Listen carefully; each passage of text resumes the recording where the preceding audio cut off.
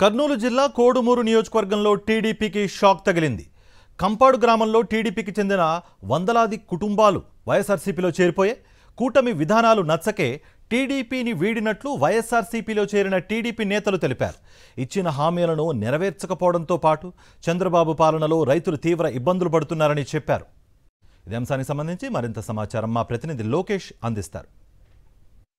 కోడుమూరు నియోజకవర్గంలో టీడీపీకి భారీ షాక్ తగిలిందని చెప్పవచ్చు. అధికార పార్టీకి సంబంధించిన 100 పైగానే కుటుంబాలు యొక్క టీడీపీని వీడి వైఎస్ఆర్ కాంగ్రెస్ పార్టీలో చేరడం జరిగింది. ఈ యొక్క నియోజకవర్గ సంబంధించిన నాయకులు వారిని ఆహ్వానించి పార్టీలో చేర్చుకున్నారు. ఈ అంశంపై మాట్లాడేందుకు కోట్ల హర్షవర్ధన్ రెడ్డి ఉన్న వారితో మాట్లాడదాం.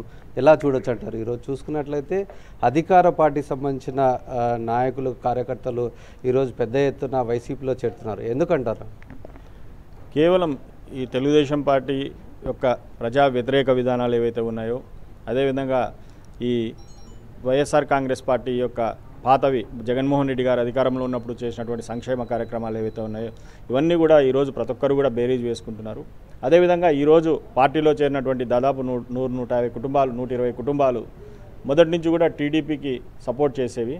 ఈరోజు వాళ్ళకే ఇన్ని సంవత్సరాలుగా పార్టీని తెలుగుదేశం పార్టీని నమ్ముకున్న వాళ్ళు ఈరోజు ఆ పార్టీ నాయకత్వం మీద కావచ్చు, స్థానిక నాయకత్వం మీద కావచ్చు, ప్రభుత్వం మీద కావచ్చు వ్యతిరేకతతో ఈరోజు వాళ్ళందరూ కూడా ఒక గుర్తింపు కోసం మా పార్టీలో చేరడం, వైఎస్ఆర్ కాంగ్రెస్ పార్టీలో చేరడం జరిగింది.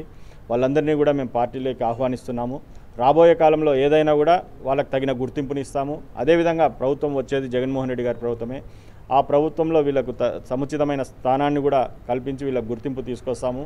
అదేవిధంగా ఈరోజు తెలుగుదేశం పార్టీ ఏవైతే ప్రజా వ్యతిరేక విధానాలు అవలంబిస్తుందో, అణచివేతను అవలంబిస్తుందో, చదువుకుని దాదాపు ఇక్కడ ఈరోజు చేరిన మందిలో చాలామంది యువకులు ఉన్నారు. వాళ్ళందరూ కూడా ఎన్నో ఆశలతో తెలుగుదేశం పార్టీకి ఓటేశారు. వాళ్ళు మొదటి నుంచి నమ్ముకున్న పార్టీ అని. కానీ ఈరోజు వాళ్ళకే